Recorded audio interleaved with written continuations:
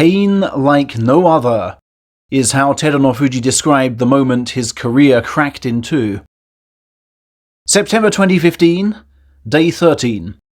He'd been assailed by Kisenosato's outside right and fierce left shove.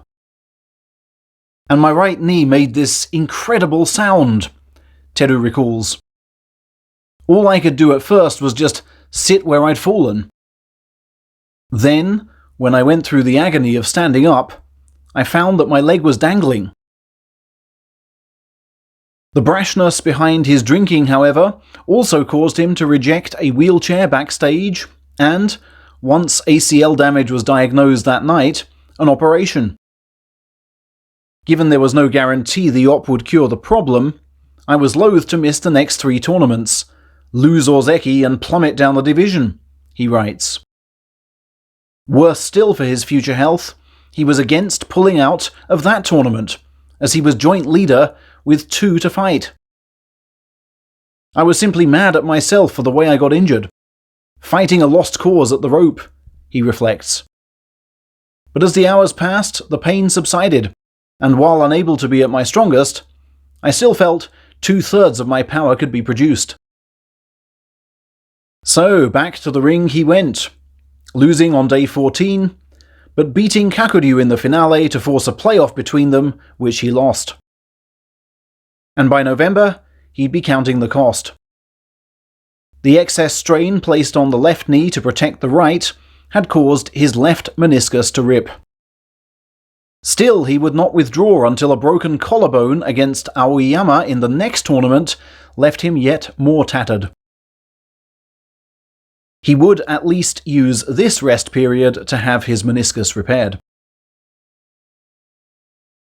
Teru describes what followed as a cycle of huge losing scores followed by narrow escapes from demotion, dramatically broken by his tremendous showing in March 2017. It's a tournament he believes he would have won were it not for Kakuryu's leg trip attempt on day 13.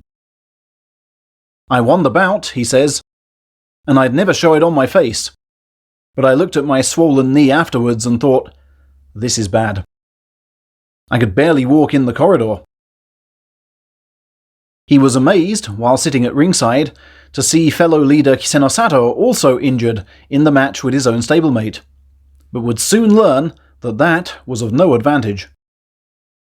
On day 14, unable to charge but hoping Kisenosato would pull out, Teru consulted with colleagues Shunba and Aminishiki, and resolved to sidestep Kocoshogiku come what may.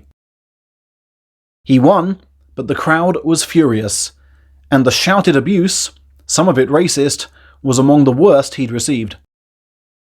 The next day, in the showdown with Kisenosato, including the full start, he was sidestepped 3 times in 2 bouts, but to rapturous acclaim. It was just hypocrisy, he says with oozing bitterness. That got me really angry. But over time, I've calmed down, and would actually like to apologize to Kocoshogiku for sidestepping him.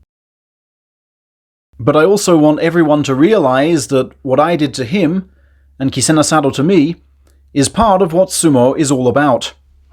Finding the optimum strategy with the resources at hand. That's what every wrestler does.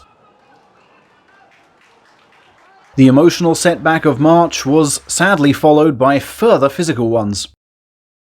Although posting great results in May, Teru's left knee felt strange. Subsequent tests revealed floating fragments of bone and cartilage which had to be removed. Even then, his hips hurt, and by July he was bloated, blotched, and always fatigued. Upon learning all his symptoms, Terutsuyoshi advised that he test for diabetes. Not only did Teru have that, but hepatitis C and gallstones. While Teru had been taught to get over injuries while fighting, overcoming sickness was a very different order. The next 3 tournaments he could not finish. The 4th saw him miss bouts midway and drop out of Division 1 with 0 wins. 2 tournaments later and he'd fallen from Division 2. He'd said he wanted time off. Now he wanted out of sumo altogether. Yes, but quitting sumo won't cure your sickness, Koichi Segahama intervened. However, go on as you are, and you'll be lucky to have 3 more years. He meant not in sumo, but in life itself.